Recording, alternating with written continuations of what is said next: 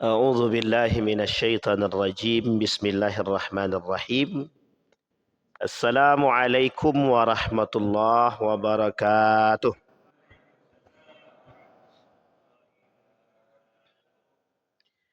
الحمد لله رب العالمين الحمد لله الذي أرسل رسوله بالهدى ودين الحق ليظهره على الدين كله وكفى بالله شهيدا.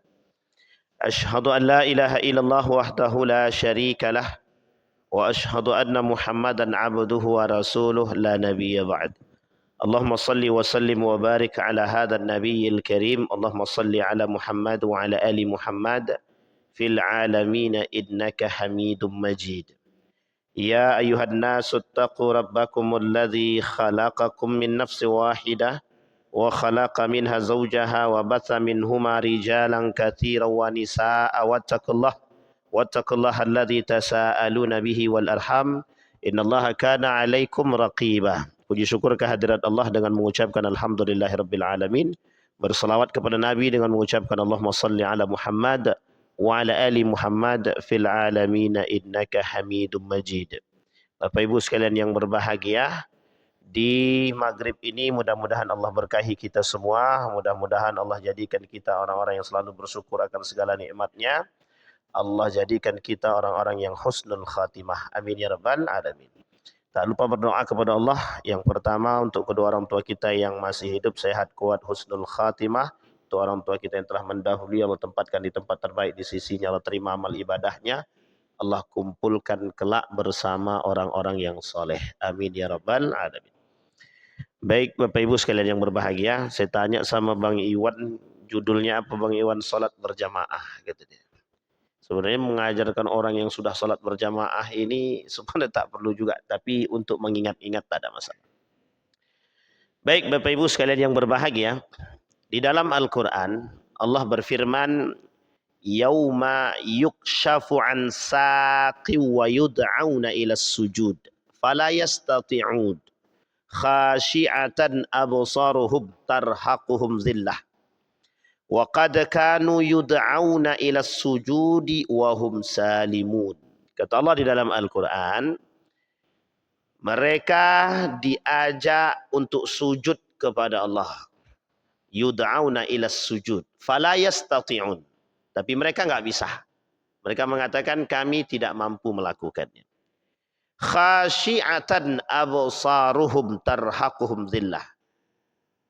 Perbuatan yang membuat mereka enggan untuk melakukan sujud itu disebabkan karena urusan dunia yang kelak zillah, membuat mereka rendah, hina di hadapan Allah. Wa qad kanu yud'auna ila sujud wa hum salimun. Kalaupun mereka dulu dalam panggilan sujud itu mereka datang, itulah orang-orang yang selamat. Kata Allah Subhanahu wa taala. Dalam pembahasan salat berjamaah, kita bagi dalam 3 pembahasan. Pembahasan pertama, salat berjamaah secara hukum. Yang kedua, faidah melaksanakan salat berjamaah. Yang ketiga, ancaman Allah bagi orang yang tidak melaksanakan salat berjamaah. Ini 3 ini dah cukup. Karena kayaknya sudah habis juga waktunya itu. Sekarang kita main dulu pada poin hukum salat berjamaah. Hukum salat berjamaah dari sekian banyak pandangan para ulama itu terbagi pada 4 hukum salat berjamaah. Kita ambil yang pertama. Salat berjamaah yang pertama hukumnya adalah fardu ain. Bahasa lainnya wajib ain. Wajib ain berarti kalau dia tak melaksanakan salat berjamaah, dia berdosa. Itu yang pertama. Kemudian, apakah ada dalil tentang persoalan hukumnya wajib ain tersebut? Ada. Kata baginda Nabi Muhammad sallallahu alaihi wasallam, wa idza kunta fihim fa aqamta lahumus salah. Kemudian faltakum ta'ifatum minhum ma'ak wal ya'khudhu aslihatahum fa idza sajadu falyakunu min waraikum wal ya'ti ta'ifatun ukhra lam yusallu falyusallu ma'ak. Ini cerita tentang seorang pemuda yang sholat berjamaah bersama Nabi. Setelah Nabi selesai sholat, datang orang lain sendirian. Masuk ke dalam masjid. Setelah masuk dalam masjid, ternyata dia sholat sendirian. Kata Nabi, fal tusalli ma'ak. Silakan kau sholat bersama dia. Padahal yang satu ini dah sholat. Maka kalimat fal yusalli ma'ak, kalimat ini kemudian fal tusalli ma'ah kata Nabi dianggap sebagai lazimul amri, perintah yang harus dilakukan. Sehingga sahabat tadi yang sudah sholat dia kemudian sholat kedua kalinya agar orang yang terakhir datang ini tadi dapat sholat berjamaah. Dari sini dipahami oleh para ulama bahwa ini menunjukkan lazimul amri, perintah untuk dilakukan. Maka disebutlah wajib ain. Hukum sholat berjamaah. Pertanyaan muncul, apakah pada saat itu Nabi menekankan orang-orang yang setelah sholat ini untuk menemani mereka? Ya. Cuma kita nggak tahu wajah Nabi nyuruh itu seperti apa. Karena kita tidak bisa melihat. Sahabat tidak menjabarkan lebih, hanya ulama-ulama hadis menerjemahkan, mentafsirkan makna perintah itu. Di dalam hadis Nabi ada dua makna perintah. Jadi kalau ada kalimat perintah dalam Al-Quran dan hadis, maknanya ada dua. Satu wajib, satu sunnah. Itu mesti dimaknai begitu. Baik dalam Al-Quran maupun dalam hadis. Kalau ada kalimat perintah di dalam Al-Quran dan dalam hadis, maknanya ada dua. Satu wajib, satu sunnah. Kalau makna larangan di dalam hal Al-Quran ataupun hadis Nabi bermakna dua. Satu haram, satu lagi makruh. Tidak ada mubah di situ. Ini dalam bentuk hukum pada kalimat perintah dan pada kalimat larangan. Jadi kalau seandainya al-amru perintah, maka maknanya cuma dua. Kalau tidak wajib dia, maka jatuhnya sunnah. Kalau kalimat larangan maknanya juga dua. Kalau tidak haram dia, hukumnya makruh. Makanya ketika Nabi melarang makan bawang putih, bawang merah. Jadi Nabi ketika melarang makan bawang putih, bawang merah, itu tidak dimaknai haram, tapi dimaknai makruh. Cuma jengkol tidak ada itu. Nah, itu lain cerita ya. Kita kembalikan. Kemudian kalimat yang lain. Kata Allah dalam Al-Quran, wa aqimus salata wa atuz zakah warka'u ma'ar raqi'in. Rukuklah kalian bersama orang-orang yang rukuk. Kalimat ini perintah. Warka'u, rukuklah. Ini langsung, perintahnya langsung. Kepada siapa sahabat Nabi? Kalian orang beriman rukuklah langsung. Ma'ar raqi'in, bersama orang-orang yang rukuk. Masalahnya adalah siapa yang rukuk itu? Nah, perintah ini menunjukkan kepada salatul jamaah. Baik, itu satu. Sekarang yang kedua. Hukum yang kedua adalah sunnatun muakkadah. Sunnatun muakkadah. Ada dalilnya? Ada. Jadi semua ini punya dalil. Nanti kita cari, kita lihat mana yang terkuat. An Abdullah bin Umar anna Rasulullah sallallahu alaihi wasallam qala salatul jamaah tafdulu salatal fardi bi 27 darajah. Dari alur kalimat itu tidak ada perintah. Tidak ada perintah. Cuma Nabi kata salat sunnah itu baik loh. Sangat baik. 27 pahalanya ketimbang salat sendiri. Ini kalau berbicara seperti ini hadisnya itu mesti maknanya itu sunnah. Jelas itu. Ini makna sunnahnya jelas, zahir. Arti kalimat ini tidak menekankan dan tidak melarang. Artinya kalau tidak ada melarang, tidak ada yang penekanan terlalu kuat, maka bisa dimaknai sunnah. Contohnya salat tahajud. Salat tahajud itu tidak ada perintah yang jelas di dalam hadis Nabi. Tapi dalam Al-Quran ada fatahajjats bihi. Maka kalian salatlah tahajud, kata Allah. Fatahajjats bihi. Perintah. Cuma dijelaskan lebih rinci oleh Nabi dalam hadisnya. Sehingga tidak menjadi satu kewajiban. Cuma karena perintah ini kuat dalam Al-Quran, oleh para ulama, sangat ditekankan kepada setiap muslim untuk sholat tahajud kalau bisa. Bisa dipahami Bapak Ibu. Samalah, tapi tingkat derajat sholat jamaah itu lebih tinggi. Kata baginda Nabi, kata para ulama, hukum salat itu, salat jamaah, sunnatun muakkadah. Sunnat muakkadah itu bagaimana? Bagaimana Bapak Ibu sunnah muakkadah itu? Salat sunnah yang ditekankan. Gimana cara maksudnya yang ditekankan? Tidak boleh ditinggalkan kecuali ada uzur. Tidak boleh ditinggalkan kecuali ada uzur. Itu apa bedanya dengan wajib Pak Ustadz? Nah, ini kita jelasin perbedaannya. Kalau dia wajib ain, tak dilakukan berdosa dia. Berarti bukan bagian daripada persyaratan. Tapi kalau dia sunnah dia ditekankan betul untuk melakukan. Tapi kalau dia tidak melakukan, tidak membatalkan salat dia. Inilah yang disebut dengan sunnatun muakkadah. Hanya saja kata baginda Nabi Muhammad SAW dan para ulama itu mengatakan Nabi sangat menekankan orang yang sholat berjamaah. Sampai kata Nabi, kalau orang ini tahu pentingnya sholat jamaah, merangkak pun boleh.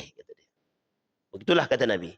Kalau orang ini melihat, kata Nabi, pahala sholat jamaah ini jelas tampak di mata mereka, maka tidak ada yang datang kecuali mereka hanya untuk melaksanakan sholat berjamaah.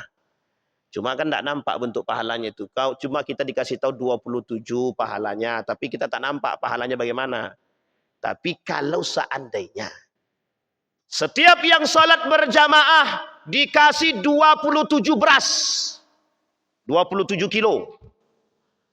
Bukan 27 kilo. Berarti 10, 270 kilo. Oh itu banyak yang datang. Jangankan 200. 27 kilo saja. Dah banyak yang datang tuh. Banyak tuh, yakin saya.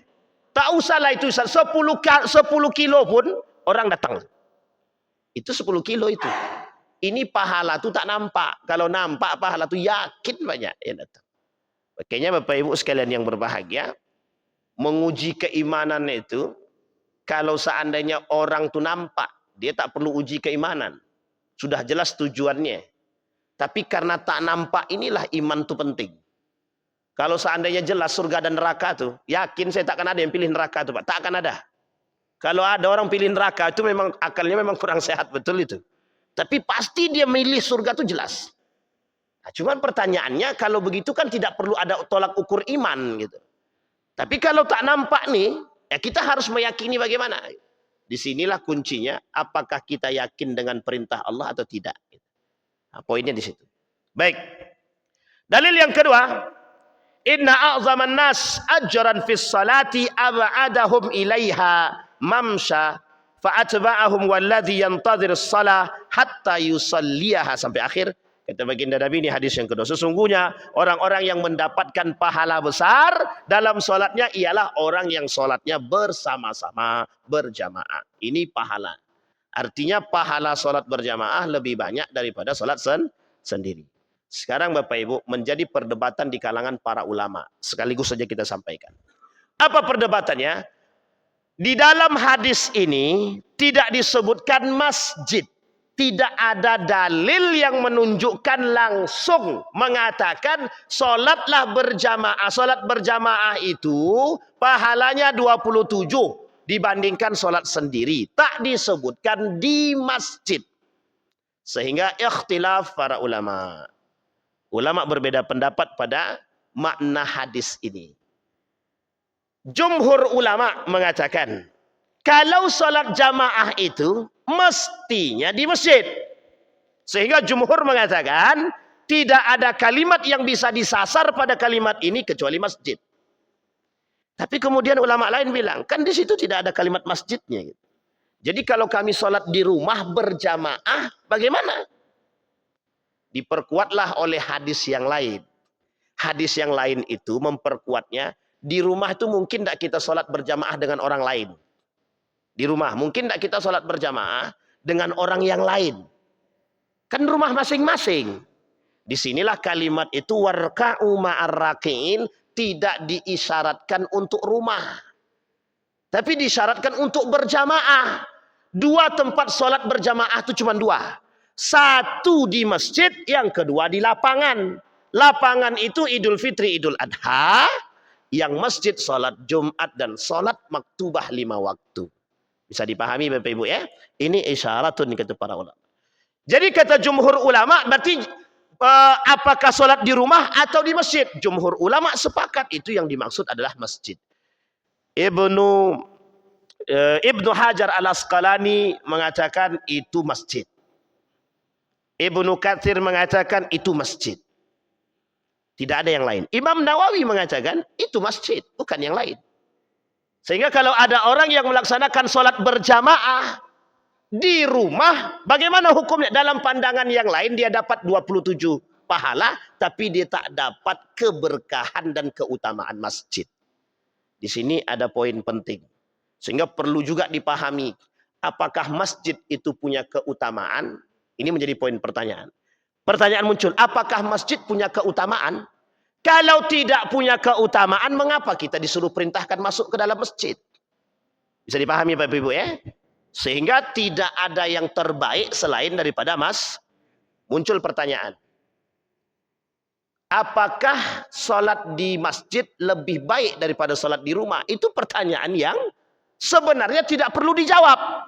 Tapi para ulama pernah menjawab. Untuk menunjukkan kemuliaan masjid. Masjidil Haram 100.000. Masjid Nabawi 1.000. Masjidil Aqsa 100. Di rumah satu. Di masjid kita paling banyak 27. 27 ini baru sholat berjamaahnya. Belum lagi keutamaan masjidnya. Orang yang sholat di dalam masjid, satu, Allah turunkan ketenangan kepada mereka. Di mana dalilnya? Hadis baginda Nabi Muhammad SAW. Orang yang belajar ilmu di dalam masjid, ghasyat alaihumur rahmah, nazalat alaihimus sakinah. Turun pada mereka rahmat dan diberikan ketenangan kepada mereka. Itu jelas Pak. 2. Ada keberkahan yang lain? Ada. Orang masuk ke dalam masjid berkah. Apa keutamaan yang lain? Ukhuwah. Yang kelima, apa keberkahan orang yang sholat di dalam masjid? Mereka mendapat keutamaan masjid itu sendiri. Makna dia sujud. Bisa dipahami sampai di sini Bapak Ibu? Ini poin penting. Kita belum masuk pada ininya. Ancaman bagi yang meninggalkan. Dari 2 hadis tadi, tidak ada kalimat perintah. Karena tidak ada kalimat perintah, disinilah ulama hadis mengatakan, ini poinnya sunnah, tapi ditekankan. Maka bahasa yang ditekankan itu namanya sunnatun muakkadah. Sunnah apa Bapak Ibu? Muakkadah. Sunnah yang ditekankan. 1 sudah, 2 sudah. Yang ketiga, tidak sah sholat tanpa berjamaah. Kecuali dengan uzur. Ini dihukumi oleh para ulama, hukumnya syarat. Hukumnya syarat itu maksudnya, kalau dia tak sholat berjamaah, sholatnya tak sah. Berarti syaratnya apa? Biar sah sholatnya, syaratnya apa? Berjamaah. Jadi kalau biar dia sah sholatnya, berjamaahlah. Jadi kalau dia sholat sendiri, tak sah sholatnya. Ada dalilnya? Ada. Jangan salah. Man sami'an nida falam ya'tihi fala salatala illa bi'uzrin. Kata Nabi, barang siapa yang mendengar azan, dia datang melaksanakan sholat. Dan kalau dia tidak datang untuk melaksanakan sholat, berjamaah, la salata illa bi'udhrin. Tidak ada sholat bagi mereka kecuali ada uzur. Ini maksudnya menjelaskan kepada kita, orang yang boleh meninggalkan sholat berjamaah itu kalau ada uzur. Apa uzurnya? Sakit. Apa uzurnya? Cuci piring. Ah, salah tuh. Cuci baju. Tak masuk. Sakit, koma, sakaratul maut, dan uzur-uzur yang lain. Uzur syar'i.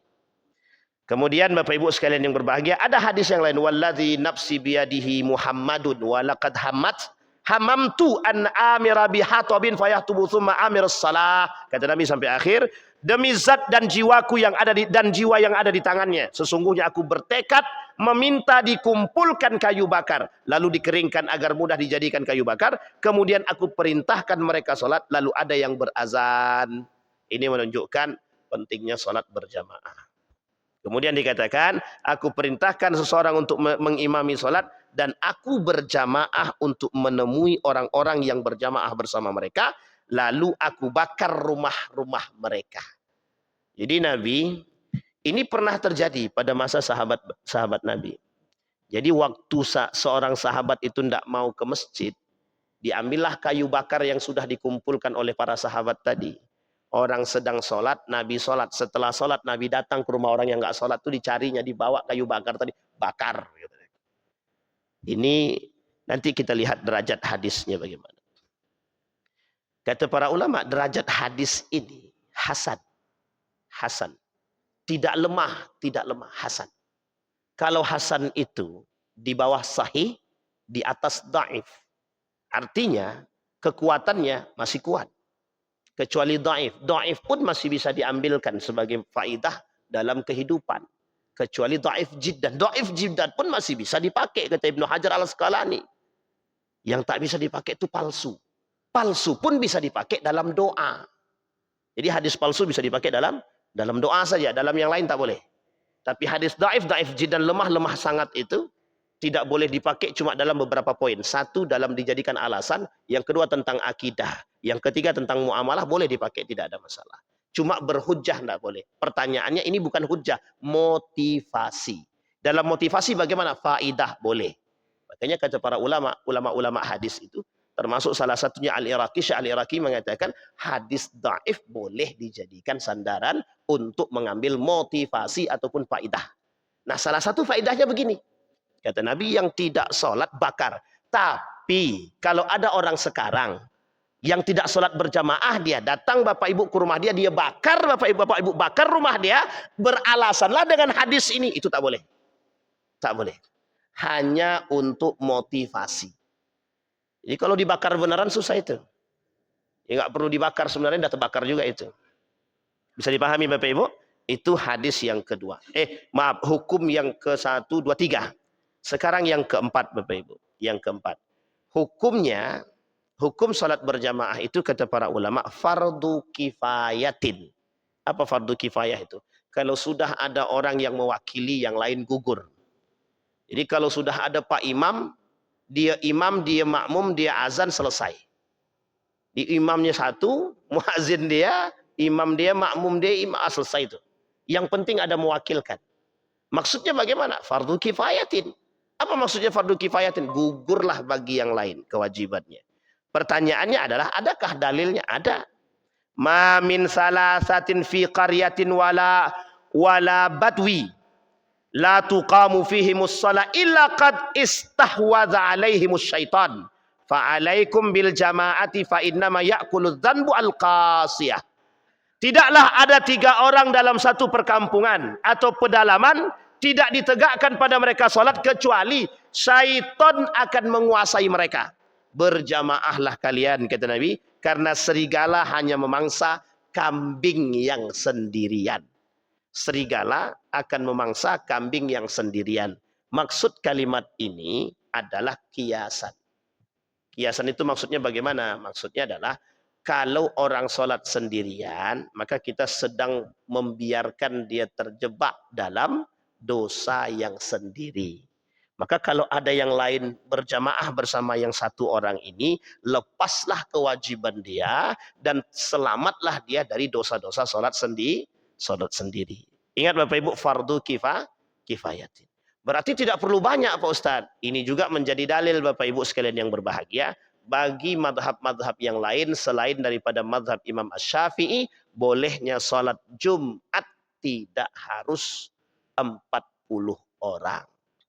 Selain daripada madhab Syafi'i. Tapi kalau madhab Syafi'i 40. Itu kontraknya nggak tahu sampai kapan. Tapi yang jelas madhab Syafi'i salat Jumat itu harus 40. Tapi madhab yang lain tidak. Ini dalil, salah satu dalil di antara sekian banyak dalil.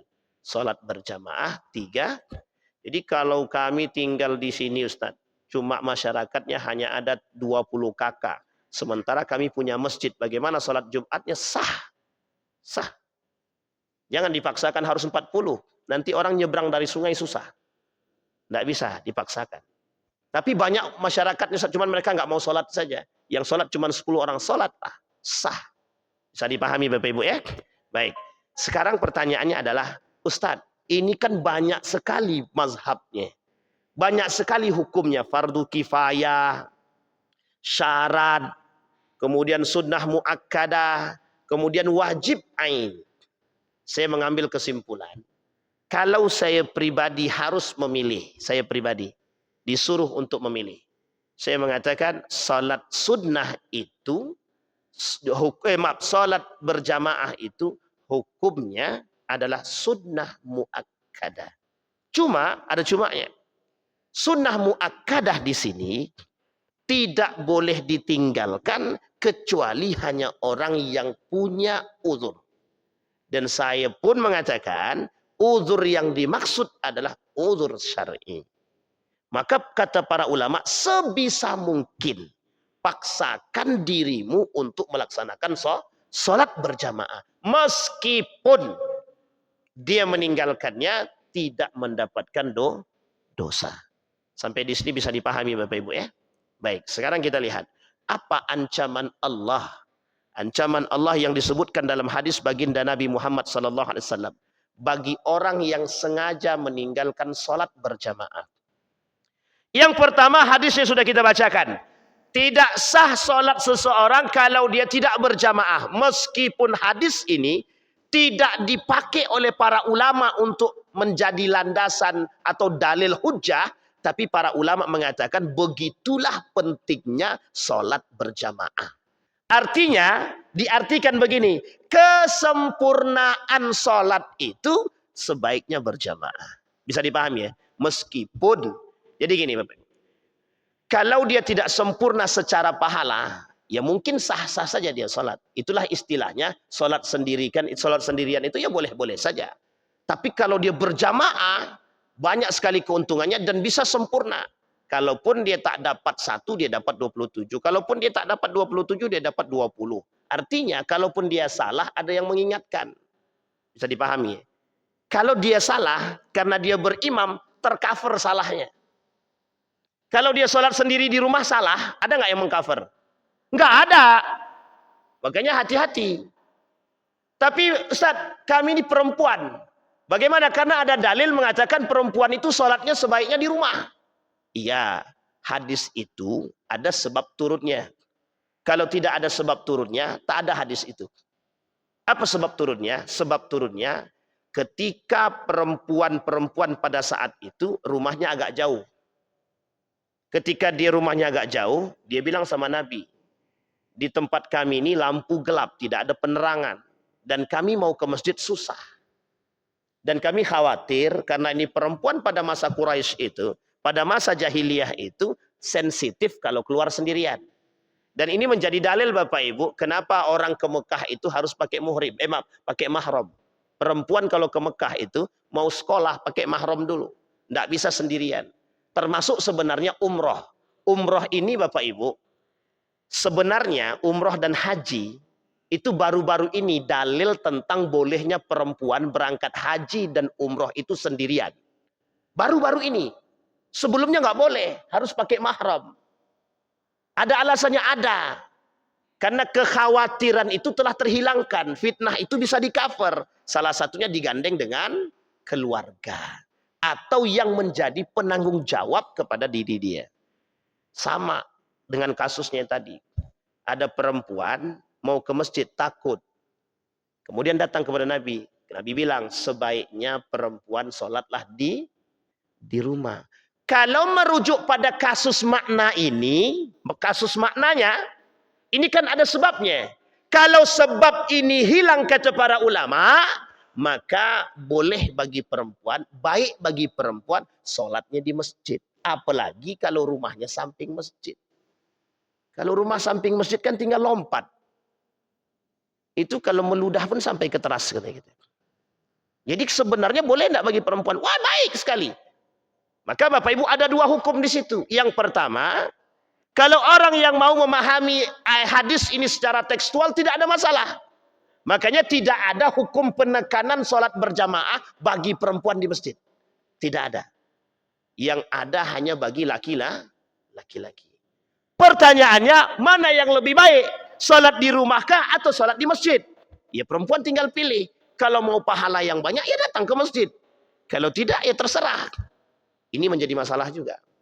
Nah, Bapak Ibu sekalian yang berbahagia, bagaimana pendapat para ulama? Kata para ulama, memang ulama tidak ada yang menekankan seperti halnya penekanan kepada kaum laki-laki. Tapi kata para ulama, sholat di masjid mesti lebih baik daripada sholat di rumah. Jadi bagi ibu-ibu, sholat di masjid aja. Kalau sholat di rumah, setannya banyak. Kalau sholat di masjid, agak berkurang sedikit. Kalaupun banyak setannya, yang digoda banyak, tak satu. Nah, kita bisa kuat.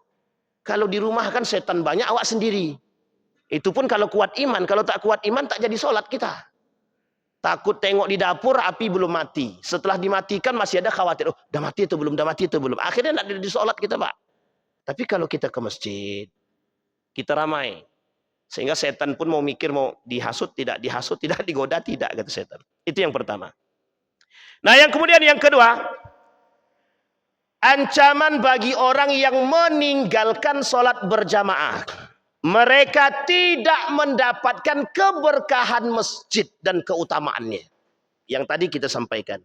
Ghasyat alaihim rahmah, wa nazalat alaihimus sakinah, wa ghasyat alaihimur rahmah. Tidak dapat ketenangan, tidak dapat dia ke rahmat Allah, tak dapat keutamaan sujud dalam masjid, tidak dapat pahala 27 dan lain sebagainya. Dan yang terpenting sekali, orang yang sholat di rumah, dia tak mendapat keutamaan ikhwah, persaudaraan. Itu paling penting itu. Jadi ada kasus beberapa waktu yang lalu begini. Ustadz, ini nyata ini, kebetulan pengurus masjidnya bilang begini. Ustadz, kami tidak mau mensolatkan Fulan ibn Fulan. Kami tak mau mengurus jenazah Fulan ibn Fulan. Saya tanya, apa alasannya Pak? Itu bahaya itu, saya bilang. Berdosa kita. Kami ada alasan Ustadz. Apa alasannya? Nggak pernah ke masjid, nggak ikut SKM, katanya. Malas kami solatkan, katanya. Astagfirullahaladzim. Tapi sebenarnya Bapak Ibu, tak bisa juga disalahkan. Ya karena kita nggak tahu, yang kedua mereka nggak masuk kan. Dan nggak pernah kenal, orang nggak pernah datang ke masjid. Gimana caranya mau tahu dia kan? Dan ini menjadi persoalan juga kan. Sehingga Bapak Ibu sekalian yang berbahagia, tidak ada alasan bagi kita sebenarnya untuk tidak salat berjamaah. Tidak ada alasan. Kalaupun ada seberapa berat uzur kita hari ini. Kecuali perempuan punya uzur mengandung dia, menyusui dia dan lain sebagainya. Kalau laki-laki sebenarnya tidak ada uzur syar'i. Yang paling syar'i itu tidak ada. Cuma karena li'umumil makna, kata para ulama, yang penting dia punya uzur boleh saja. Tapi kan tidak begitu kita. Kembali kepada niat masing-masing. Ada orang punya uzur. Tapi dia sengaja membuat uzur karena tidak pengen sholat berjamaah. Ada orang begini. Sengaja membuat uzur karena nggak pengen sholat berjamaah. Ini tidak seberapa. Masih ada yang lebih parah. Sudah tidak punya uzur, tak mau sholat berjamaah. Bahkan lebih parah lagi, rumah samping masjid. Ini rumah samping masjid, kalau tak sholat di masjid, arahkan toa itu kalau perlu ke kamarnya. Itu penting juga itu. Panggil azan itu, qomat itu, kalau bisa qomatnya 3 kali. Nggak usah khawatir, nggak usah takut itu. Ustaz, kemarin itu, kami sempat toa masjidnya kami arahkan agak kencang, Ustaz. Apa kata dia? Mengganggu orang sedang tidur, kata dia. Ya, kalau kita mengorbankan yang rame demi satu orang, itu masalah kita itu. Jadi tidak usah Bapak Ibu. Jangan merendahkan, bukan merendahkan. Jangan mengurangi semangat kita hanya karena 1 atau 2 problem, itu tidak ada. Nah, sebaiknya apa? Ya sebaiknya kita samperin mereka. Kalau bisa Bapak Ibu menyamperin orang yang nggak pernah ke masjid itu jangan sendiri. Datang rame-rame. Kan dia kaget tuh. Ngapa nih rame-rame gitu. Cuma mau ngajak sholat aja gitu. Ya, sesekali tidak ada masalah kan pengurus masjid. Anggaplah pengurus masjid. Apalagi kalau seandainya pengurus masjid dia nggak datang. Itu kacau itu. Coret ganti. Anti. Karena banyak pengurus masjid itu yang nggak mau ke masjid itu banyak. Jumlah nama 25. Yang datang cuma 3. Lah yang sisanya kemana 22 orang itu? Katanya mau memakmurkan masjid. Innama ya'muru masajidallah man amana billahi wal yaumil akhir wa aqamus shalah wa ataz zakah wa lam yakhsha illallah. Itu jelas ayatnya itu. Yang memakmurkan masjid itu siapa dia? Yang bisa beriman kepada Allah, yang takut kepada Allah. Kemudian apalagi yang mendirikan sholat, membayar zakat. Jelas Pak. Ini pengurus masjid cuma nebeng nama saja. Kau mau jadi pengurus masjid? Tolonglah masukkan nama aku jadi pengurus masjid. Bagian apa? Pembangunan. Oh, yang dicari yang bagus-bagus pula tuh, yang pembangunan itu. Kau mau pengurus masjid? Mau. Jadi apa? Bendahara. Oke. Yang basah-basah juga yang dicari. Pas ditengok kajian, lah tak ada orangnya. Pas sholat juga nggak ada orangnya. Ini masalah memang. Bapak Ibu, kita luruskan yang bengkok dulu. Bapak Ibu, kalau mau memilih pengurus itu, yang punya komitmen untuk meramaikan dan memakmurkan masjid. Saya ulangi lagi, memakmurkan masjid itu bukan berarti meramaikan. Kalau mau meramaikan itu sederhana saja. Makan kambing ramai itu Pak, yakin saya. Buat di situ kayak Nurul Yakin kemarin, makan kambing ramai. Jelas itu. Itu ramai, tapi belum tentu makmur. Ramai belum tentu makmur. Nah, tapi kalau bisa begitu setiap waktu bagus juga, ramai dan plus makmur ya alhamdulillah gitu. Cuma ya sesuaikan dengan namanya lah, alhamdulillah. Baik, itu yang kedua. Yang ketiga, Bapak Ibu sekalian yang berbahagia. Apa kata baginda Nabi Muhammad SAW? Kata Nabi, fi sahihi Muslim, anna rajulan a'ma atan Nabi SAW, ya Rasulullah, laisa liqaidun. Kata seorang yang buta datang kepada Nabi. Ya Rasulullah, aku tidak punya orang yang bisa mengajakku ke masjid. Tidak ada orang yang bisa mengajakku ke masjid. Kata Nabi, kemudian dia minta sama Nabi, boleh enggak aku minta rukhsah untuk sholat, tidak sholat berjamaah? Kata Nabi, enggak apa-apa. Itu jawaban Nabi begitu. Tidak ada masalah. Balik dia. Berputar badannya, balik dia ke rumah. Ketika berputar balik, Nabi panggil. Ya fulan bin fulan. Melihat dia. Apa kau dengar azan? Kata Nabi. Sami'tu. Aku dengar. Datang ke masjid. Datang, kata Nabi. Datang. Sekalipun harus merangkak. Kata dia. Berarti ada rahasia di balik itu. Esensi besar yang dimaksud. Bapak Ibu sekalian yang berbahagia. Kita sampaikan inti utama daripada salat berjamaah. Inti utama daripada salat berjamaah. Yang pertama sekali, perintahnya Allah Subhanahu wa Ta'ala. Kalau sebenarnya orang yang tidak melaksanakan salat berjamaah itu sebenarnya sedang mencoba atau sedang tertancap dalam hatinya untuk membangkang kepada Allah, meskipun bukan pembangkangan, tapi ada indikasi pembangkangan. Yang kedua, orang salat berjamaah itu Bapak Ibu, ini sebenarnya Rasulullah ingin mengatakan kepada kita, untuk menyatukan umat muslim itu hanya pada sholat berjamaah. Di luar sholat berjamaah tidak ada istilah itu. Makanya dalam masjid ini tidak ada istilah bupati, gubernur, apa tidak ada, camat tidak ada. Sama semua. Karena kalau sudah masuk masjid, baju dinasnya nggak bermanfaat. Tanda tangannya nggak ada manfaat itu. Sama-sama sekali tidak ada manfaatnya. Sama. Soft pertama itu bukan untuk dia. Untuk yang datang duluan. Yang datang belakangan ya masbuk, sekalipun gubernur. Jangankan gubernur, presiden pun kalau datangnya terlambat ya softnya masbuk dia.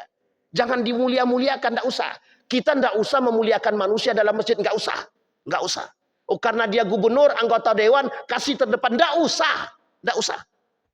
Karena orang yang mulia dalam masjid itu man ittaqa, yang bertakwa. Jadi orang yang tahu pentingnya soft pertama, dia pasti datang pertama, Pak. Dan nggak perlu nunggu gubernur datang sampai mundur 30 menit untuk menunggu gubernur aja. Itu kacau itu Pak.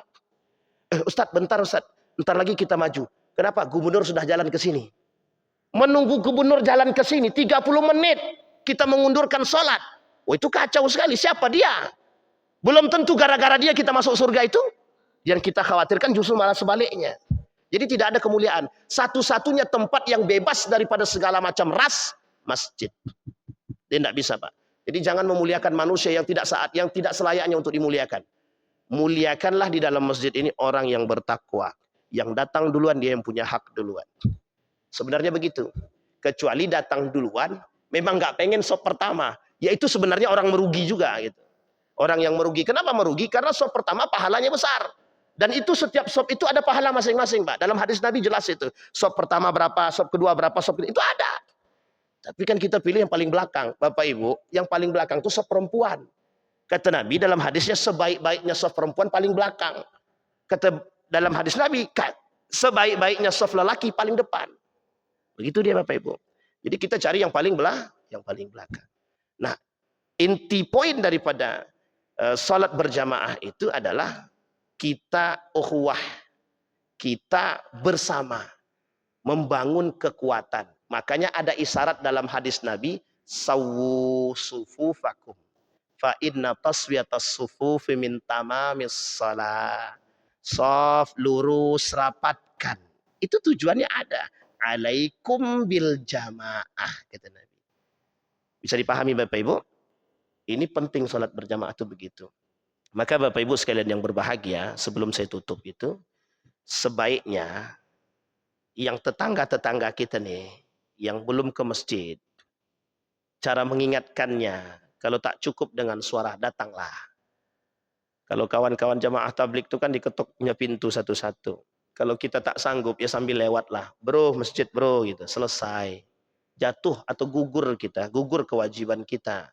Mengajak, menasehati sesama muslim untuk melaksanakan sholat di masjid itu hukumnya wajib. Wajib, bukan sunnah. Mengajak orang ke masjid itu hukumnya wajib, bukan sunnah. Bukan sunnah, wajib. Ada faktor dosa kalau sengaja kita tidak mau mengajak orang ke masjid itu dosa. Sengaja kita tidak mau mengajak orang ke masjid itu dosa. Wih, berat juga tuh Ustaz. Ya lumayan lah. Bisa dipahami Bapak Ibu ya. Kalau setelah mendengarkan ini kira-kira kita mau tidak mengetok pintu orang. Mesti mikir juga kan. Mesti mikir juga. Bapak Ibu sekalian yang berbahagia.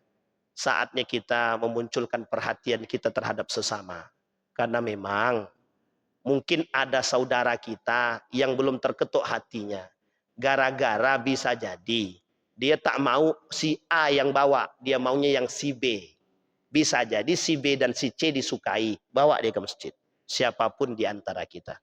Maksudnya apa? Sama-sama kita membangun, sama-sama kita mengajak. Biar tahu kita arti penting persaudaraan itu. Mudah-mudahan ada manfaat kita semua. Mudah-mudahan bisa diambil pelajaran. Insya Allah yang sudah hadir di sini husnul khatimah. Insya Allah tetap istiqamah. Mudah-mudahan menjadi bagian daripada orang-orang yang dicintai oleh Allah Subhanahu wa taala. Fa'tabiru ya ulil absar la'allakum tuflihun. Assalamualaikum warahmatullahi wabarakatuh.